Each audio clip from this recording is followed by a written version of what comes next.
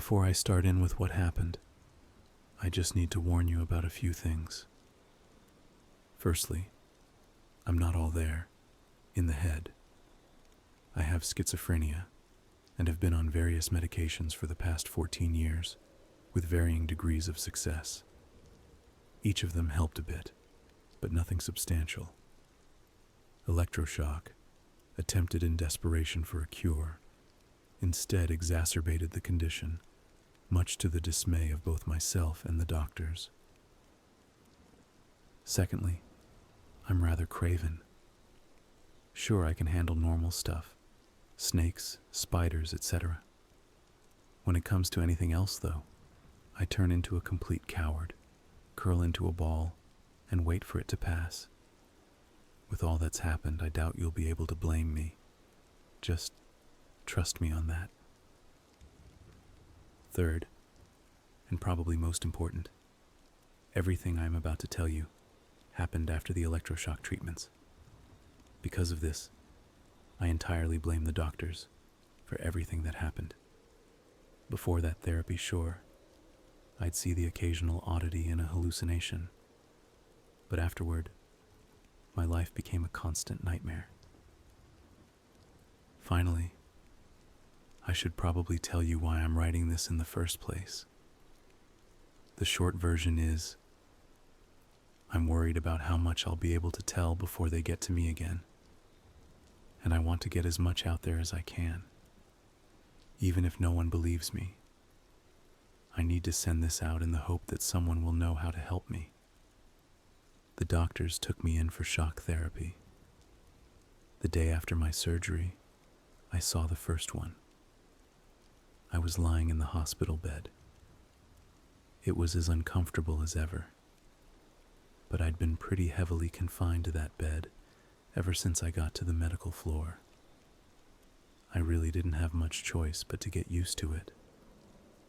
Dr. Marcus slid open the glass door and came into my room. Good. You're awake. We need to run a basic diagnostic test. Now, I understand that you've had a traumatic experience. However, we need to get this done, and the sooner the better. So, if you don't mind, can you tell me what you see? Dr. Marcus held up a card with a picture of a pear on it. I see a pear. Are we done? No, afraid not. The doctor's face dropped into a regretful frown. Here's the next card. What do you see? This time the picture was of a home and family. It looked like it was drawn by a 3-year-old. It's a house and a family. Is this really necessary? I'd like to get up and stretch my legs. Please be patient, Ray. I guess he thought that using my name would make me feel better. I need you to identify one more picture for me. Here, just tell me what you see. Another card. This time, though, the picture creeped me out. It looked like a shadow of a person if it stood up. There was no one attached to it, just the figure. It was entirely pitch black with no features, save for 2 tiny pinpricks where the eyes would be. They looked like stars in the night sky. This was how it started, and I would soon come to regard that image with utter dread. I see a shadowy person, with stars for eyes. Where did you get that one? I don't remember it from last time. I wasn't lying. This was a test I had taken many times. Each time they wanted to assess how a new treatment or medication was working, they gave me this test. It was easy. I had actually memorized all the cards by this point, but that one was definitely new. Dr. Marcus, however, was still waiting for an answer. I told him something I thought he would accept as a viable response. The shadow was the officer, next to the police car. He saw right through my ploy. It seems to me that you may be experiencing some unforeseen side effects. That's why we do this test, to ascertain whether the treatment is an improvement or a detriment. I had already heard the speech and didn't care to listen to him beat a dead horse. In retrospect, I should have been more fair to him. He really was trying to help. I was tired, though, and wanted to go back to my room instead of spending another minute in that uncomfortable bed. Eventually, he finished his speech, wrote another prescription, and let me get up. I was happy to be walking out of there. My left leg had fallen asleep, but that was still less irritating than the speech I was given. Dr. Marcus opened my door and shuffled me inside, locking the door as he shut it behind me. I didn't mind. I actually liked my room, save for the monotone color scheme. Whitewashed walls occasionally interrupted by a smudge of crayon from some loony. Boring. The rest of the room was more to my liking. My bed was far better than the one I had been confined to before, and I had a small table that sat next to it, complete with an adjustable desk lamp. The table had a single unlocked drawer, which I was not allowed to have the key to. I didn't care, since the only things in there were my sketches. I liked to draw, and that was the best place for me to hide them, so the other residents didn't get at them. They were like damn vultures, I swear, picking at everything. You may have realized at this point that the room I've just described sounds a lot like a room at a mental institution. Actually, I suppose everything I've talked about so far does, doesn't it? If so, you earned yourself a cookie, because in the 4 years leading up to my electroshock treatment, I had been living at Augustinian Institute for the Mentally Unstable. That translates roughly as the loony bin, in case you couldn't tell. Prior to those 4 years, I lived with my parents. We dealt with my illness as a family, and despite any preconceived notions you may have, we were happy. Mom would make breakfast for me every morning, and Dad would watch TV with me. Our house was a safe place for me, and I actually had a better time dealing with the hallucinations when I was at home. With me being so messed up in the head, I'm kinda surprised at how perfect my family life was. Then, quick as a wink, that life ended. My parents went out for a night on the town. Heavy rain was pouring down that night. I remember it keeping me awake. Apparently, the soaked cobbled road was a bad match for the tires on my parents' car, and they skidded off into a ditch. Neither one made it out, and that's all I'm going to say about it. It's a touchy subject for me, as you can imagine. With no relatives left, I was placed in the care of my physician, the aforementioned Dr. Marcus. He, and the other doctors, had only one goal in mind for me: get me healthy enough to boot out the front door so they could bring in another guinea pig. Bad news for them, none of their drugs worked. I was carefully monitored for the next 4 years, bringing us back to the electroshock and the events that took place afterward. I sat down on my bed and retrieved my sketching supplies from the drawer. When I would get really bored, it would help to draw something interesting that happened from the day. Well, I had been resting for most of the day, which really only left the strange flashcard to consider. I drew my rendition of Dr. Marcus, holding up the card. When I tried to draw what was on the card, though, I couldn't. I didn't remember what it was. I do now, obviously, but for whatever reason, at that moment, it was as though the card was blank, both on paper and in reality. I laid back in my bed, getting a headache. I wanted the day to end, and so, despite having rested for 15 hours after the operation, I fell asleep. I woke up very early the next morning. I didn't have access to a clock or watch, but there was no light streaming in through the barred window above my bed. It must have been before dawn. The doctors didn't open the doors until 8 o'clock each morning, so I was stuck in there in my boredom, waiting. I didn't want to wake the person in the room across the hall from me, so I left my lamp off. Instead, I sat in the darkness, just waiting. Out of the corner of my eye, I thought I saw something move in my room. I turned to look, but found nothing. As I rolled back to face the door, however, I came face to face with a horrific sight. Utter darkness, a shadow in a room of shadows, and 2 white stars coalesced into a humanoid form. The monster from the card had followed me. It had crawled on all 4s onto my bed and was at eye level, just inches from my face. Its white pinprick eyes stared into mine, a void of emotion, lacking in characteristic. I clamped my eyes shut and curled into the fetal position. I started crying, praying for it to be over. I could hear it, right next to me. It was breathing in my ear. The hot breath emanated from nowhere, as the monster had no mouth or nose. It stayed there for minutes on end, just breathing louder and louder. I almost wished it would just get it over with. Then, quickly as it started, the breathing ceased. Only the hum of electricity remained, coming from the walls. I didn't open my eyes for a very long time, too scared of what I might see. When I finally did open them, it was still dark, and the creature was gone. I quickly flipped on the lamp to make sure it wasn't hiding in the shadows. My room was devoid of inhabitants, save for me. I started to calm down, and quickly became embarrassed.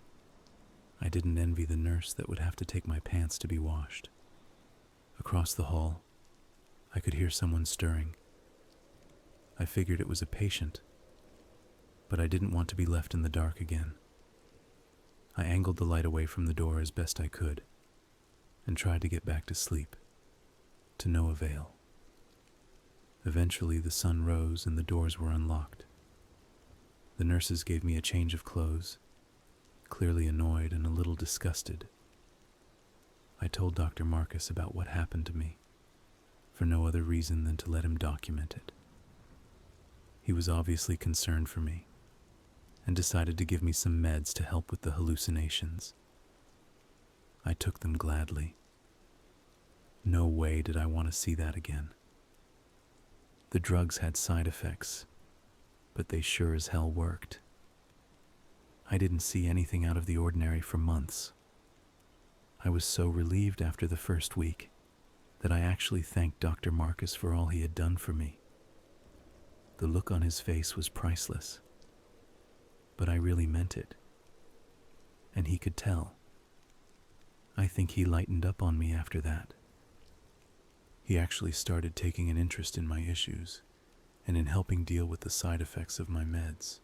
For 3 months, my life at the Institute was the best it had ever been. Then, in a moment of stupidity, I slipped up. One of the nurses forgot to prepare my psych meds, and I forgot to remind them. I didn't even realize that the mistake had occurred, because even off the pills, everything was fine. I still slept soundly that night, and the night after, and saw nothing strange either day. The 3rd day off my meds, however, would prove to be a moment of clarity for me. I woke to the sound of my door being unlocked. I flipped on my lamp sleepily before opening my eyes. There wasn't a doctor standing there to greet me this time, just the open door. I got out of bed and stepped out into the hall. I turned and closed the door behind me, locking it back up. I looked down the hallway and froze solid at what I saw. I wasn't in the asylum anymore. I was in, I don't know. I can't adequately name the horror that now faced me. I always pictured hell as being fiery and smelling of brimstone. This wasn't hell. This was visceral. The hall had contorted into a fleshy mess. Horrible smelling fluids leaked from sores in the walls, and blood coated the squishy, vein-covered floor. The doors to other rooms were replaced with sphincters, and down the hall, I could see a figure standing with its back to me. I could hear it sobbing. I tried to turn around, but every muscle in my body locked. Something inside me knew that whatever was behind me would be far worse than what was in front of me. I looked back to the door to my room, only to find that it wasn't there. The intestinal tunnel I was in had overtaken the door. I could see the knob in the folds of flesh, though. I thought, if I can just get back through the door, it will be all right. I don't know why. Out of pure horror, I concocted the notion that my room was a safety net. It was a stupid idea, but I tried it anyway. Nowhere else to go, regardless, except toward the figure. That was the last thing I wanted to do. I tried to reach for the knob, and the flesh closed around it. I pushed through the slimy, squishy mess until I felt my knuckles touch the knob, and I took hold of it. The wall clamped down on my arm, crushing bone and trapping me there. The figure stood and turned to walk toward me, still sobbing. Its pitch-black skin was broken only by its pinprick white eyes, which leaked a gray fluid that oozed down its cheeks. The sobbing grew louder and louder, becoming like a banshee's wail, somehow echoing off the twisting walls of flesh. It stood perfectly still a few feet from me, and the gray slime continued to dribble out. My crushed arm felt like it was on fire, and my blood sloshed to the floor, mixing with the gore. I started crying out for help, and inside I was praying that this was a dream or vision. Then, for the first time, the monster spoke. A horrible, ghastly, grating voice. It was utterly inhuman, and that alone gave me strong goosebumps over my entire body. There was no movement of its face, as it had no mouth with which to speak. This made the sound all the more horrible, but it was what the creature said that was truly terrifying. We are in you now, and you are in us. Neither can escape, and you cannot stop us now. My knees gave out, and I dropped to the floor, sloshing the various fluids where I hit. I started bawling, waiting for whatever horrible things the shadow had planned for me. I felt warm hands on my shoulders, and I flinched, cringing away from the evil being that had caught me in its web of sinew. It spoke again. Ray, are you with us? Ray. I looked up to find Dr. Marcus holding my shoulders, trying to help me. The hallway was normal again, as was my door. My arm had healed. Dr. Marcus pulled me to my feet, but I was still unable to stand well, and I was crying my eyes out as he helped me to his office. It was more than an hour before I calmed down enough to tell him what happened. I spared no detail, watching as his face switched between visages of horror, disgust, concern, and outright fear. These looks made me more frightened, because this was the only time I ever saw Dr. Marcus afraid of what a patient reported seeing. He made certain that the nurses never forgot my meds again. They didn't work anymore, though. I don't know why. I was really scared of this, though, because I was still hallucinating. Flames in the hallway, meals made of maggots, and the damnable creatures that stalked me in the darkness of my room. Once they realized that nothing was helping anymore, they had no choice but to cast me out. I couldn't benefit from their type of help anymore, and they needed the space. I went back to the home I knew before. It's been 27 days, and each day the visions get more and more intense. The starry-eyed shadows have been following me everywhere. The only place they can't reach me is in my home. They've gotten more creative since the asylum. Everywhere I go, the scenery and people turn into fleshy piles and shadows, all in the blink of an eye. Sometimes the people wouldn't be shadows, but instead twisted, mutilated corpses. It doesn't stop there. If I try to go anywhere, they corner me, cut me open and burn me. I feel everything, the agonizing pain of mutilation. It's torture, literally. I can't go anywhere. I'm starting to run out of food. I don't trust canned foods at all anymore. It's like a goddamn game of surprise. What's inside this time? A bunch of eyes? Strands of hair? The distortions have invaded my home. Even now, the walls in the living room are pulsating like a heartbeat, and the TV only shows static. I don't think anyone will believe me, and I'm scared to go outside. They have me surrounded. I think they are waiting for me to leave.